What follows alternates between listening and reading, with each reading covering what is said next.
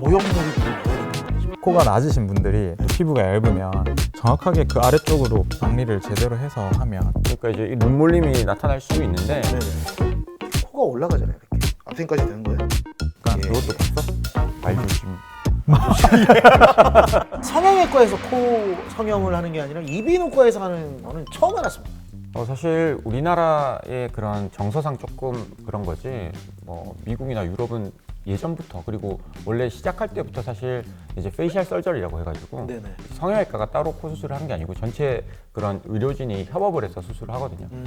뭐 우리나라도 이제 조금 예전에는 성형외과 선생님들이 더 열심히 했었는데 이비인후과 선생님들도 옛날부터 수술을 하고 있었어요. 사실. 네. 네네네. 근데 이제 뭐 저희가 조금 더 이제 일선에 나서서 좀 열심히 하고 있는 그런 행태라고 보시면 되겠습니다. 네. 기능 코 성형이라고 하면 기능에 대한 수술이 일단 들어가는 거예요. 그래서 뭐 비염이라든지 비중격 망곡, 비별 협착 같은 그런 수술이 일단 진행이 되고 그런 부분들은 다 질병이기 때문에 질병 코드가 있거든요. 그렇기 때문에 보험도 받을 수 있고 실비 보험도 받을 수가 있고 그다음에 이제 거기에다가 이제 미용적인 부분 뭐 콧대를 올린다든지 휜 코를 바로 잡는다던가 뭐 코를 샤프하게 하거나 콧볼을 줄인다던가 이런 여러 가지 부분에 있어서는 이제 또 미용에 대한 부분이 들어가기 때문에 그런 비용은 이제 보험으로는 되진 않아요. 내 코 건강을 또 챙길 수 있는 네, 수술이 네. 되니까 네, 맞습니다. 그래서 요즘 수음 이비인후과를 많이 찾는 이유가 있는 것 네. 같습니다.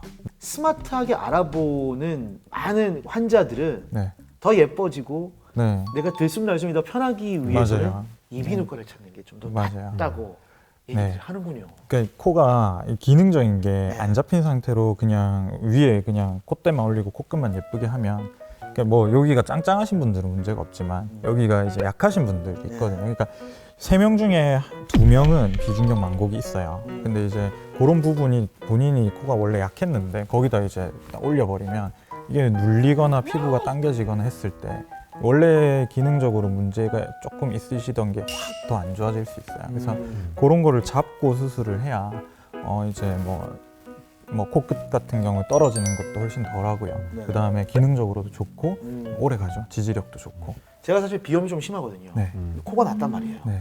그럼 가면 이제 어떻게 처치를 해주시는 겁니까? 바로 그냥 누우시면 됩니다. 네. 마취합니까? 네, 한번 좀 마취를 해서 네, 재워드리겠습니다. 그럼 딱 눈 뜨면 이제 지창호 코가 돼 있는 거죠. 온라인을 샅샅이 거짓말이 뒤져가지고 자동으로 나와. 이 기능 코 성형의 현실적인 고민만 모아봤는데 이런 그 고민들이 굉장히 많더라고요. 코가 작으면 숨이 잘 안 쉬어진다. 나 솔직히 좀 숨이 좀 가쁜 경우 좀 있죠. 네. 코가 항상 낮다고 코가 막히는 건 아니에요. 네, 그러니까 코를 숨을 쉬게 하는 이제 구조적인 부분들이 있는데 그게 이제 바깥쪽에 있는 우리 콧볼에 있는 외비밸브가 있고 그다음에 이 안쪽에 내비밸브가 있고 그다음에 비중격과 비염 사이 공간이 있는데 그 부분들이 이제 숨을 쉬는 걸 다 결정하는데 코가 낮으신 분들도 그 길 밸브랑 그다음에 비중격 망곡이 없고 비염이 없으시면 그러면 숨 쉬는 데 문제가 없어요. 네, 코가 좀 낮으시고 이 공간이 좀 좁으시. 그러니까 아무래도 낮으면 입구도 그렇고 안쪽도 그렇고 좁은 경우가 많거든요. 작은 코일수록 막힐 가능성이 확실히 높긴 하고요. 이제 점막의 상태가 중요한데 이제 코가 작으면 이제 점막끼리 붙을 가능성이 높거든요. 그것 때문에 더 막힐 수 있어서 코가 콧구멍이 작고 낮잖아요. 네. 코골이 확률이 더 높습니까?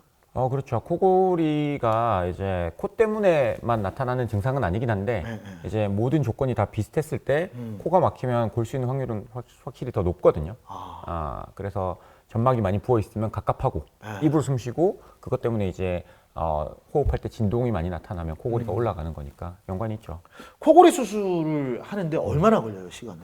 그 중증도에 따라서 수술 방법이 많이 다르거든요. 근데 이제 저희가 말하는 이제 풀세트 수술이라고 해서 싹 다 하는 수술이 있어요. 그렇게 하면 이제 저희가 아래턱 부분도 이제 앞으로 좀 빼기도 하고 이제 코랑 이제 그런 구강에 있는 수술들 편도 절제를 비롯해서 그런 걸 싹 다 하는데 전신 마취하고 한 2시간 조금 2시간 넘게. 정도? 이게 그 수술하면 피부가 얇고 막 코가 작고 막 그렇잖아요. 네. 모형물을 근데 넣어야 된단 말이죠. 괜찮아요. 코가 낮으신 분들이 또 피부가 얇으면 콧대를 많이 올려야 되면 실리콘 같은 게 들어가면서 그게 이제 뭐 햇빛에 비치면 잘 보인다 막 이런 걱정을 많이 하시는데 수술을 할 때 여기 이제 골막 부분이 있거든요. 네네. 골막 부분을 정확하게 그 아래쪽으로 박리를 제대로 해서 하면 비침 효과가 일단 덜 하고요. 네. 누가 봐도 그렇게 해도 비칠 것 같은 얇은 피부에는 거기에다가 얇은 진피 같은 걸 올립니다. 그래서 이제 그걸 감싸주면 그런 게 훨씬 또 덜해지고 그래도 안 될 것 같은 경우가 간혹 있거든요. 네. 그러면은 실리콘 말고 고텍스 같은 다른 재료를 넣거나 아니면 자가 조직을 넣거나 이렇게 하면 또 해결이 돼요. 코 성형 이후에 코가 올라가잖아요. 어디까지 되는 거예요? 그렇죠. 이제 아무래도 여기가 올라가니까 그죠? 네. 피부가 이제 하나의 이런 천이라고 봤을 때 네. 여기가 올라가면 당연히 여기가 이제 당겨지거든요. 땡겨지죠. 네. 네. 사이가. 그러니까 이제 이 눈몰림이 나타날 수 있는데 네네. 사실 이제 이 높이로 인해서 생기는 눈몰림은 생각보다 크진 않아요. 생각보다 크진 않은데 없진 않고요. 네. 그렇기 때문에 사실 수술할 때 이제 본인의 그런 미간이 너무 좁으면 사실 보형물의 높이라든가 이런 거는 조금은 고려하시는 게 좋고요. 근데 이제 사실 이분도 나이가 그렇게 많지 않듯이 네. 대부분 이제 환자분들이 나이가 젊으실수록 네. 시간이 지날수록 피부는 늘어나게 되거든요. 그래서 이제 몰림 현상이 초반에 있다가 한 1년 정도 안에 보통 대부분은 많이 좋아지는 경우가 많고요. 근데 그래도 만약에 이게 그 몰림 현상이 많이 해결이 안 되면 피부 자체를 조금 늘려주는 게 좋은데 그때는 이제 혈액줄기세포 같은 주사를 좀 맞아서 늘리는 방법도 있어요. 네. 네. 이게 지금 모여라 눈, 코, 입 될까봐 굉장히 걱정하시는 분들이 많아가지고 네. 그런 걱정 그렇게 크게 안 하셔도 되고 만에 하나 그런 상황이 있더라도 충분히 처치할 수 있는 방법들이 있으니까 맞아요. 걱정은 안 하셔도 될 것 같습니다. 그 영상 봤어요? 베트남에 이발소 같은 거 있어요. 가면 귀지를 다 줘. 네. 그래가지고 진짜 많이 나오거든요. 나 한번 받아봤거든요. 거기서. 네. 되게 시원하더라고요. 이만큼 나와요, 막. 사실 저희가 이제 귀지를 환자분들께 그러니까 이렇게 함부로 파라고 말씀은 못 드려요. 왜냐하면 웨이도는 결국 귀지는 웨이도에서 자연스럽게 생성을 해내는데 정말 뭐 벽을 전혀 안 건드리고 팔 수 있다면 그러면 파셔도 되는데 실제로 귀를 파다가 이렇게 많이 다쳐서 오시거든요. 그러니까 저도 물론 집에서 제가 파는 경우도 많지만 이제 웨이도의 웨이도는 이 피부가 바로 밑에 뼈랑 맞닿아 있어요. 그렇기 때문에 상처가 나면 또 이제 바로 피가 나고 또 귀 안은 항상 건조하고 약간 산성이 유지가 돼야 되는데 그거 만약에 다치게 되면 거기 이제 축축해지죠. 그래서 건조감도 깨지고 그 산성도도 깨지기 때문에 그 귀의 청결 유지가 잘 안 됩니다. 그래서 이제 웨이도염을 유발을 할 수 있고 하기 때문에 뭐 정말 그 안 건드리고 팔 수 있으면 하도 되지만 뭐 이렇게 만성적으로 귀지가 많은데 자주 파셔야 되는 분들은 병원 오셔서 파셔야죠. 한 번씩 그 병원에 밤에 이제 저희가 병원이 좀 늦게까지 하거든요. 9시까지 하는데 9시까지 해요?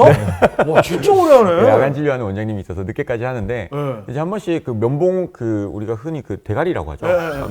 이거는 표준어예요. 맞아. 면봉 대가리. 면봉 대가리가 들어가서 오시는 분들이 꽤 많아요. 귀 혼자 파다가. 네. 근데 베트남에서 면봉 대가리가 들어갔다. 사실 이건 우리나라 올 때까지 그런 치료를 받기가 쉽지 않을 거거든요. 약간, 조심해야 되겠네. 네, 그렇죠. 네. 자, 만약에 제가 저기 기능코 성형을 하러 갔어요. 이거는 방송에 안 나와도 되는 거니까. 네. 비용도 좀 있어요. 네. 조금. 지금 쓰고 있습니다. 쓰고 있습니다. 미용적인 부분은 이제 그거는 저희가 조절할 수 있어요. 그래서 딱 고정이 되거든요. 그래서 하게 되면 뭐 실리콘 넣고 하면 한 90만 원 정도 책정하고 앞에 이제 그 기능적인 부분은 또 실비 처리도 가능하고. 요거는 앞에 거는 실비 처리 되는 부분. 사회자분 DC까지 얘기해서 설명을 할까 고민을 했거든요. 고민하다가. 근데 이렇게 딱 확실하게 써주시니까 그것도 봤어? 발주심. 오랜만에 들어보는 그 올드한 느낌. 사회자. 오랜만이네. 사회자. MC. 네. 난 내 몸에 아무거나 안 넣어. 막 이러면서. 실리콘이나 이런 것들. 맞아요. 진짜 잘 보세요. 네. 다 보고 하는데. 그렇죠. 근데 이게 부작용이 생겨가지고 재수술하는 경우도 굉장히 많다고 하고. 네. 다른 병원에서 수술했는데 찾아오는 경우도 있습니까? 엄청 많죠. 많아요? 그게 제일 많죠. 사실 재수술 환자부터는 좀 예민하거든요. 그렇죠. 네, 그래가지고 많은 걸 찾아보고 오세요. 그래서 저희 병원에 이제 홈페이지부터 시작해서 네. 병원 유튜브나 이제 저희 뭐 마케팅 같은 것도 재수술에 초점을 많이 맞추고 있거든요. 그래서 성형외과에서 안 돼서 오신 분들이 대부분이에요. 대부분. 이제 그 실리콘 부작용은 이제 그 김 원장님이 거의 박사시기 때문에 네. 아니, 몸에 안 맞아서 그런 거예요? 그거는 여러 가지 원인이 있는데 네. 이제 실리콘 자체에 이제 수술할 때 염증이 생겼을 수도 있고요. 네. 모형물이 본인한테 진짜 안 맞아서 그럴 수도 있어요. 본의 아니게 뭔가 이렇게 여기에 뭐 자꾸 자극, 만성적인 자극이 왔을 때도 그 염증이 주변에 생길 수 있거든요. 네. 그럴 경우에는 보통은 다시 같은 보형물을 넣지는 않습니다. 아. 그렇게 되고 다른 보형물을 넣거나 주로 이제 저희가 재수술할 때 많이 사용하는 재료는 본인 늑연고를 이용해 가지고 콧대나 이런 부분도 이제 밑에 짱짱하게 세워주고 그 늑연고를 다져가지고 실리콘 모양이랑 똑같이 만들어가지고 이제 만성적으로 그런 염증이나 구축, 실리콘을 넣으면 이제 간혹 이렇게 들리는 이렇게 네. 피부가 말려 들어가는 구축 현상이 생길 수 돼지코 있거든요. 현상. 네. 그런 부분에 있어서 이제 자유로울 수 있죠.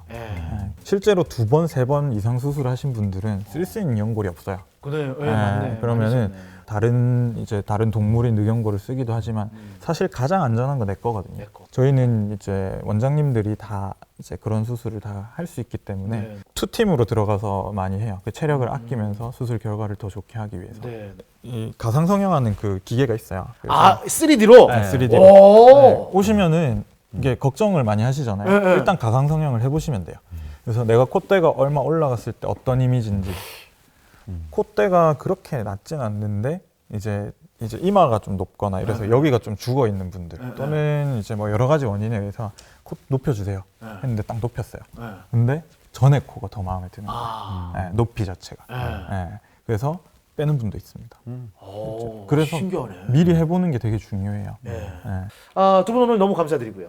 네. 어떠셨습니까? 이번 방송도 너무 재밌었다고 하더라고요. 그래서 제가 봤는데 의료 얘기가 없고 다음 이 시간 더 유용하고 재미난 주제로 돌아오도록 하겠습니다. 자, 우리는 건강 튜브!